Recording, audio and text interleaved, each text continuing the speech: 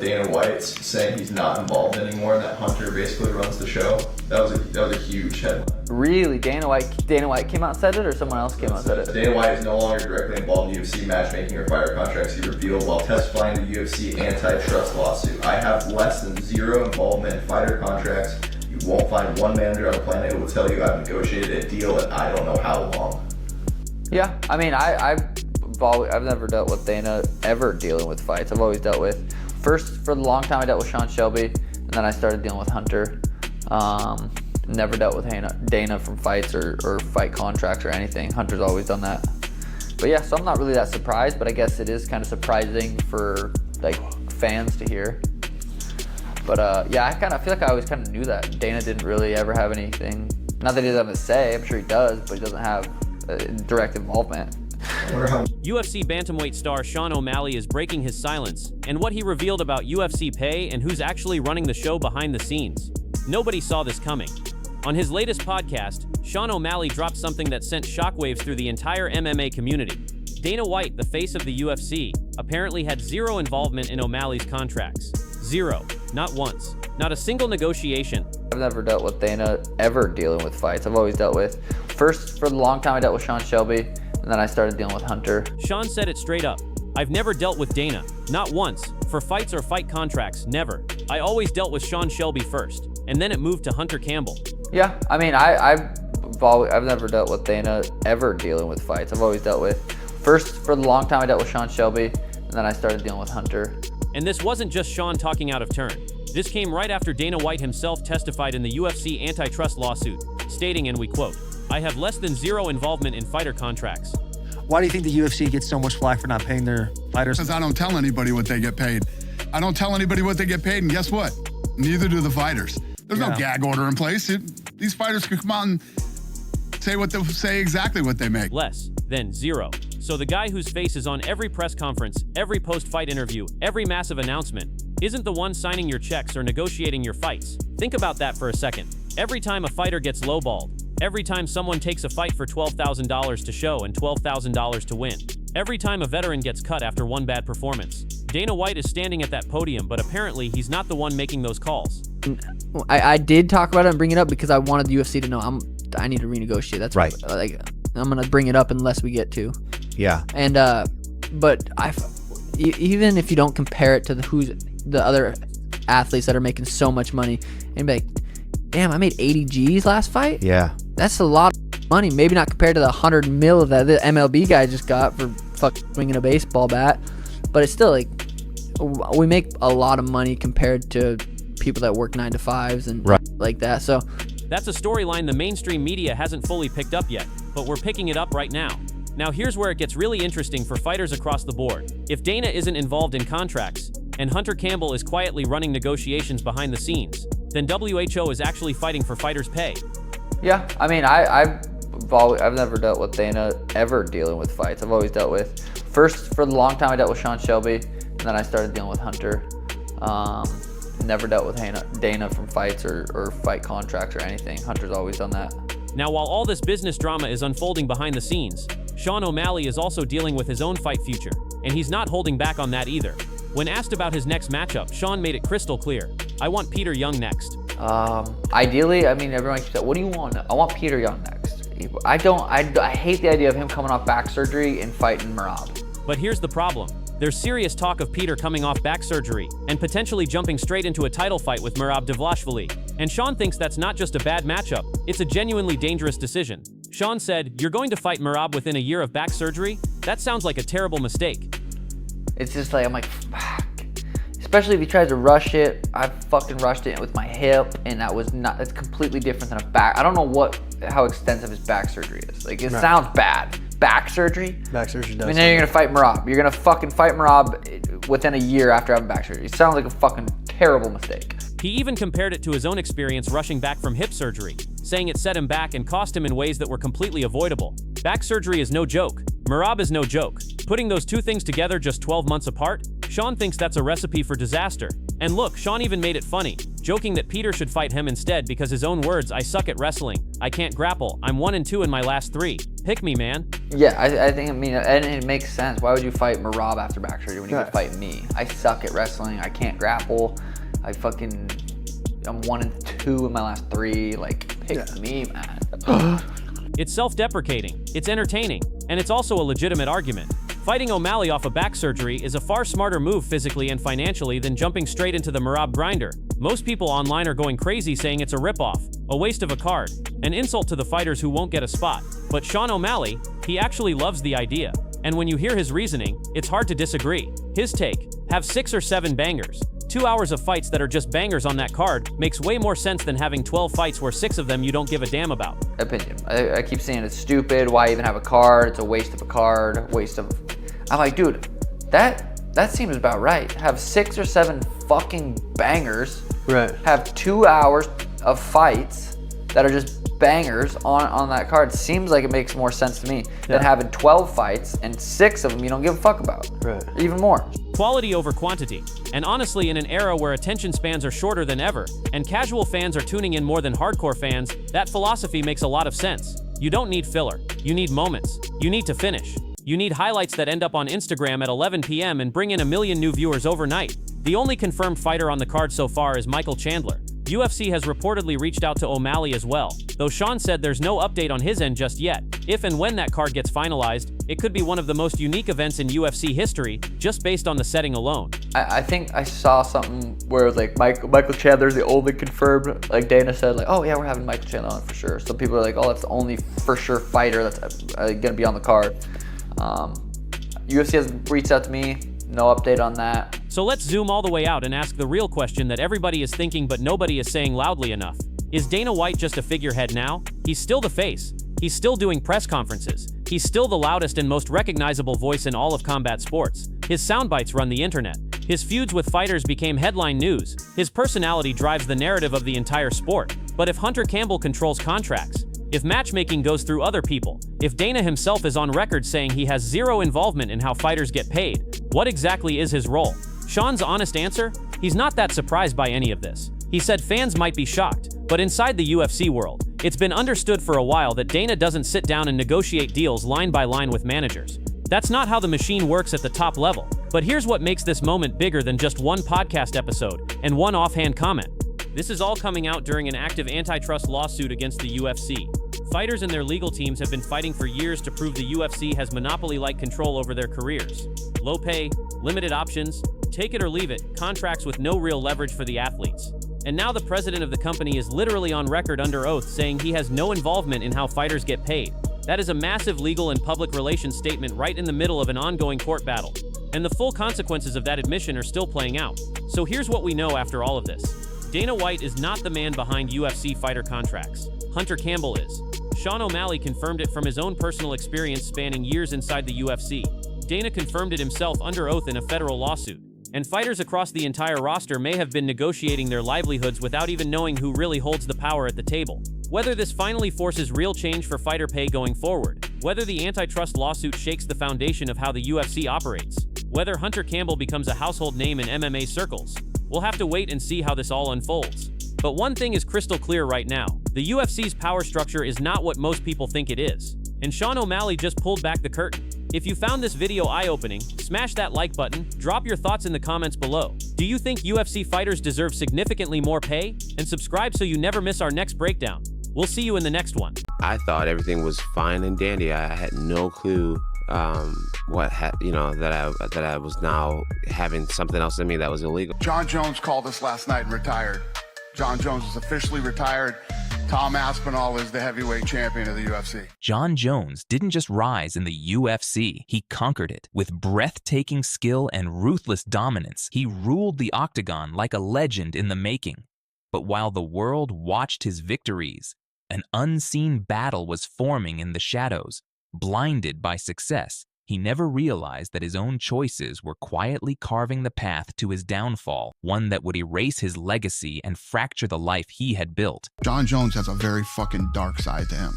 But John Jones beats the fuck out of people. When you really think about fighting, put 2 guys in a room and who fucking comes out? John Jones walks out of that fucking room every time. When you watch the video of him and Cormier, and they don't know that they're live being filmed. Oh my God. And Cormier says, I had to come over there and spit in your fucking face right now. Yeah. And John Jones says, You know I would absolutely kill you if you ever did something like that, You right? could never kill me. Oh, I bet you I could.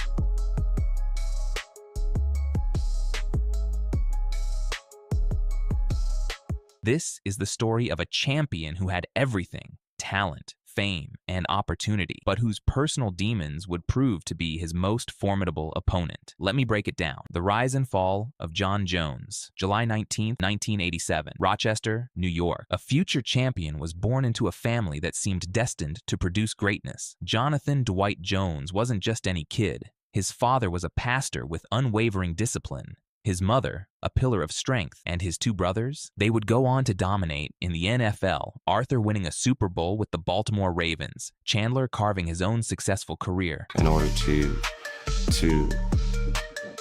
paint a bright future for yourself, you have to be able to see it in your mind, you have to believe in it, and the more you believe in it, the more your world will start to change, and the more you'll just start to, see your beliefs come to pass. So, to answer your question, just self-belief. But tragedy struck early. Jones's sister Carmen died from brain cancer at just 18 years old. This devastating loss would haunt him for years, a trauma he would later link directly to his battles with substance abuse. Despite the pain, Jones possessed something extraordinary: raw, undeniable talent. His reach, his timing, his ability to dismantle opponents with surgical precision. These weren't just skills. They were gifts that separated him from every other fighter in the octagon. March 19, 2011. At just 23 years old, John Jones captured the UFC Light Heavyweight Championship, becoming the youngest champion in the promotion's history. It wasn't even close. He systematically destroyed Mauricio Shogun Rua, announcing to the world that a new king had arrived.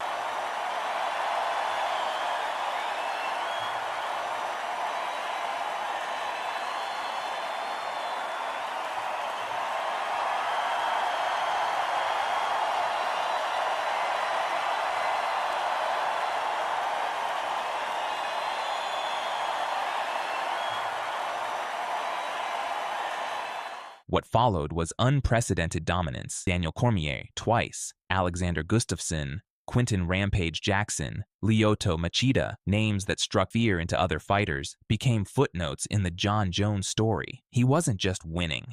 He was making legends look ordinary. But even as Jones was establishing himself as perhaps the greatest fighter of all time, the seeds of destruction were already being planted. Look forward to seeing you again. You are still the champion. God bless you all. Thank you so much for coming out.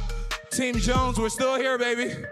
It's a beautiful night for me, beautiful night. The champion, John Jones, ladies and gentlemen. December 4th, 2014. Jones tests positive for cocaine metabolites before his fight with Daniel Cormier. Technically, cocaine wasn't banned out of competition at the time. Jones won the fight, but the facade was cracking.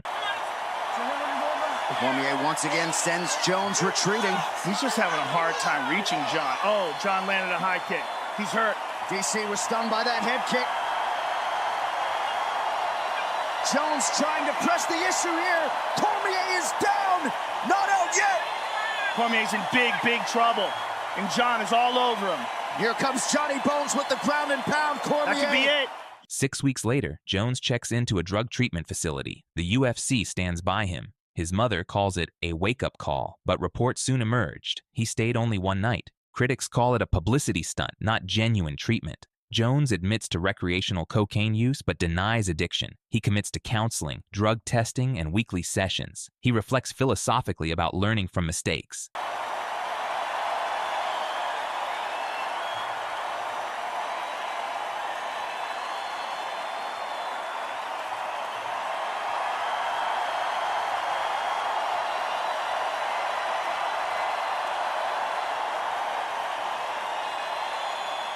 Then came April 27, 2015, the incident that would change everything. Jones flees the scene after crashing into a pregnant woman's car in Albuquerque. He leaves behind cash and a marijuana pipe. This wasn't just a failed drug test. This was a hit and run involving a pregnant woman, an act that revealed a man more concerned with self-preservation than the welfare of others. The consequences were swift and devastating. Probation, his first UFC title stripping. Nike drops him immediately. Other sponsors follow. The youngest champion in UFC history was suddenly stripped of his crown, his reputation in tatters. When you found out I was a pregnant woman, what was going through your mind? I thought, man, I'm done. First, I was afraid that there would be some type of problems with her baby because, you know, obviously if she had a difficult pregnancy, then that's a whole different level of being in trouble. God forbid if she was to have a miscarriage. You know, I would imagine that would be 1,000% put on me. What were you thinking about yourself? Like when you did that, when you ran, I mean, there's no way you could be happy with yourself that you did that. I felt terrible. What were you thinking? I just felt like a monster. I feel like a monster. You know what I mean? I have tremendous respect for a woman. The financial cost was staggering, but the cost to his legacy, incalculable. 2016 brings hope. Jones posts about sobriety milestones on social media, 9 months clean, a year sober. He admits openly, I was a drug addict. He describes habitual marijuana use between fights, before eating, training, sleeping. He calls himself a hippie during those periods, using substances to cope with life's stresses. But then, just days before UFC 200, the comeback crumbles. Jones tests positive for clomiphene and letrozole, estrogen blockers often used after steroid cycles. The fight is canceled, 1-year suspension. The comeback dies before it begins. July 29, 2017, Jones returns and knocks out Daniel Cormier at UFC 214. It's brutal, decisive, triumphant. Jones has reclaimed his title and vanquished his greatest rival. But weeks later, another positive test, this time for turinabol, a performance-enhancing drug. The victory is overturned, the title stripped again. The timing was cruel. Just weeks after Jones's mother, Camille, passed away from diabetes at age 55. Here was a man dealing with profound grief, only to compound his pain through choices that would cost him everything he just reclaimed. 4 failed drug tests total. Cocaine in 2014, clomiphene and letrozole in 2016, turinabol in 2017. The arrests pile up. DUI in 2012 after crashing his Bentley. Battery charge in 2019 at a strip club. Aggravated DWI in 2020 with firearm possession and an open container. Zuffa Boxing, I'm so curious where this is going to go. I've been seeing all the promotions, and I'm like, God, it's going to take them fucking signing a superstar, like someone that's just captivating, someone you're like, I gotta watch him fight. People that were promoting for the main event next fight, and it's like, I don't know if that's it, but you can't question Dana. It has potential. I could see you going that route at some point. Me? I would love to transition and do a little bit of boxing. And I wouldn't even care if it's like a huge deal, like Sugar versus Gervonta. That would be sick. I would love to do that. I'm 1-0 boxing. Find me a fucking 5-0 boxer. Find me a 1-0, like build me up slowly. Don't fucking, you know, like I want to pay, you know, reasonably, but you don't gotta pay me. You know, I'm not gonna be, I want 5 million, I want 10 million. Pay me a couple $100. On racks, and we can fight some guys, you know, 3-0, 4-0 on Zuffa Boxing. I would love to do that. Fucking, that'd be interesting. And I really feel like my style could transition. God, that'd be fun.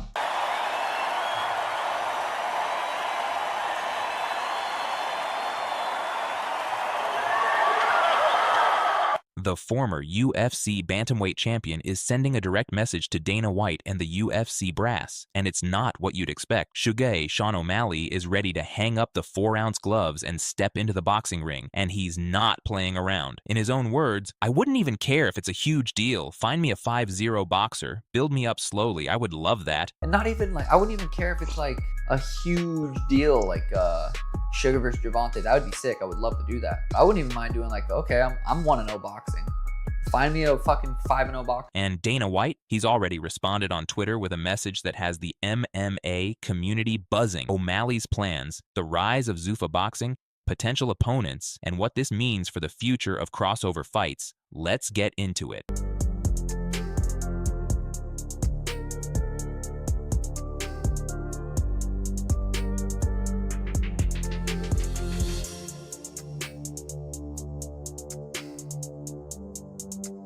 All right, Let's break down exactly what Sean O'Malley said and why this is such a big deal. During a recent episode on his YouTube channel, Suga Sean didn't hold back when talking about his boxing ambitions. He's been watching Dana White's new promotion, Zuffa Boxing, and he sees an opportunity. Here's the key quote that's got everyone talking. "I would love to transition into a little bit of boxing. I wouldn't even care if it's like a huge deal, like Suga versus Gervonta Davis. That would be sick. I'd love to do that. I'm 1-0 boxing. Find me a fucking 5-0 boxer, build me up slowly. I want to get paid reasonably. You've got to pay me. I'm not going to be, I want $5 million. I want $10 million. I would love to go, I would love to transition and do a little bit of boxing.